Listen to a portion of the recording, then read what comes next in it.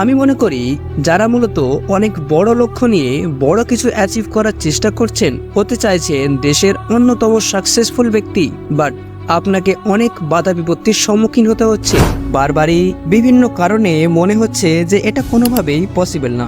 ফিরে যাচ্ছেন আপনার সেই আগেকার স্বাভাবিক জীবনে। তাদের উদ্দেশ্যে মূলত আজকের এই ভিডিওটি 100% কার্যকরী। তো চলুন দেখে নেওয়া যাক।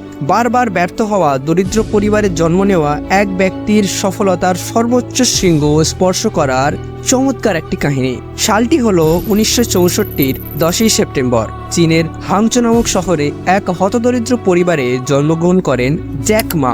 দরিদ্র হলেও জ্যাক মার জন্মগ্রহণের পর খুবই খুশি হয়েছিলেন তার পরিবার। তাদের তখনকার মুহূর্তগুলি কাটত খুবই আনন্দের সাথে। ধীরে ধীরে জ্যাক মা বড় হতে না হতেই তাকে শুনতে হতো বেশ কিছু এমন নেগেটিভ কথাবার্তা, যা তাকে মনে করাতে বাধ্য করত যে সে এই পৃথিবীতে এক অভিশাপ নিয়ে এসেছে। উল্লেখ্য, জ্যাক মা সাধারণ মানুষজনদের তুলনায় বেশ কিছুটা খাটো ছিলেন, যা নিয়ে তাকে আশেপাশের মানুষজন ঠাট্টা উপহাস করত, যার ফলে স্বাভাবিক মানুষদের মতোই তিনি দারুণ কষ্ট পেতেন।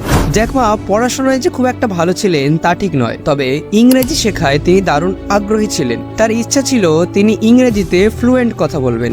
আর এই হাংজো শহরটি ছিল তার অনুকূল, কারণ সেই শহরটি ভ্রমণের জন্য ছিল বেশ বিখ্যাত। ফলে সেখানে দেশ বিদেশ থেকে নানান ধরনের মানুষ ঘুরতে আসতেন, আর এর ফাঁকেই জ্যাক তাদের ভ্রমণের গাইড হিসেবে ঘোরানোর চেষ্টা করতেন। পাশাপাশি তিনি তাদের সাথে ইংরেজিতে কথাবার্তাও বলতেন। জ্যাক মা জীবনে বহুবারই ব্যর্থ হয়েছেন, যেই ব্যর্থতা রেকর্ড করে দিয়েছে। হ্যাঁ, ঠিকই শুনেছেন, ব্যর্থতাও কিন্তু রেকর্ড করতে পারে। জ্যাক মা যখন